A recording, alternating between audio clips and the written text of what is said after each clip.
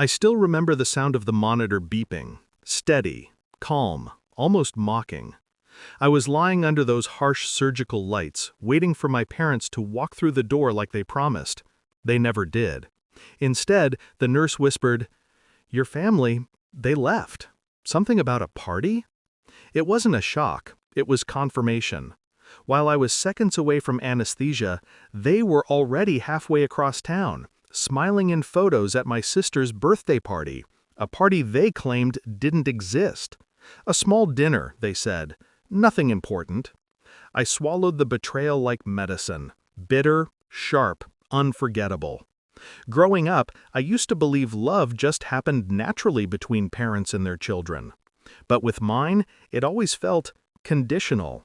Like I was a renter in a home where my sister was the owner. My father doted on her. My mother worshipped her. And I tried not to take up too much space. Still, I hoped. Because that's what children do. We hope even when we shouldn't. I was the responsible one, the quiet one, the fixer, the one who drove them to appointments, the one who stayed home during storms, the one who listened. She was the favorite. I was the placeholder. And still, I believed, foolishly, that the night of my surgery, they would choose me. The signs were always there.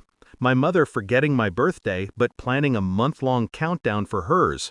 My father texting her good luck before exams and sending me a thumbs-up emoji for mine.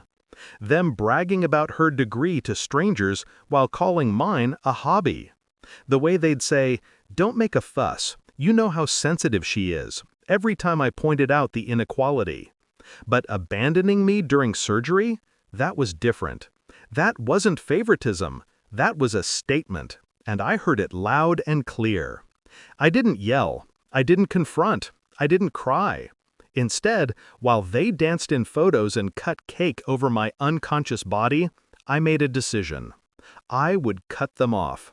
Precisely, silently, surgically. Revenge doesn't always require violence. Sometimes all it needs is absence, and sometimes absence can be the loudest scream. For months, I gave them nothing. No calls, no messages, no updates. I healed without them. I worked without them. I lived without them. And the truth? Life felt lighter. Of course, they didn't notice at first. They were busy planning my sister's engagement. The princess needed her crown polished. But silence has a way of corroding guilt, even in people who claim they feel none. By the 4th month, the texts began. "Are you okay?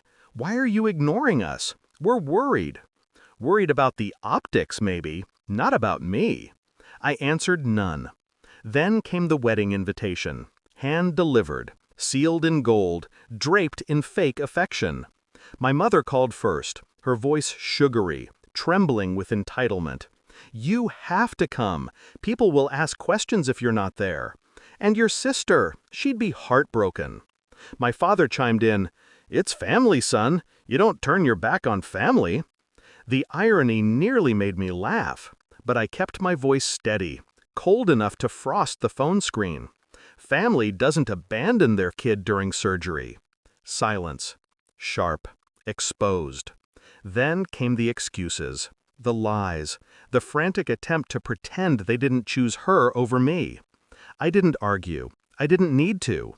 Instead, I asked one question, the one that gutted them. Who took my hand when I was going under anesthesia? They couldn't answer, because the truth was simple. No one. My revenge wasn't loud. It wasn't theatrical. It was a quiet denial. I didn't attend the wedding. Not the rehearsal, not the ceremony, not the reception. I didn't send a gift. I didn't respond to the frantic calls. And when photos of the event surfaced online, they told a very interesting story. My parents had reserved a seat for me, front row, labeled with my name. A seat that stayed empty the entire night. People asked questions. People whispered. People wondered what kind of parents lose a child, not to death, but to their own neglect. Their perfect family portrait cracked. Publicly. Beautifully. And they knew exactly why. Months later, my mother showed up at my door, eyes swollen, voice brittle. "We made a mistake," she said. No apology, just fear. Fear of losing control, fear of losing appearances, fear of losing the child they thought would always endure them. I looked at her, feeling nothing. "You didn't make a mistake," I said quietly. "You made a choice." She opened her mouth to protest, but I closed the door before she could. I'm not angry anymore. I'm not grieving. I'm not waiting. My revenge was choosing myself in a family that never chose me. And the most satisfying part? They're finally feeling the emptiness they left me in.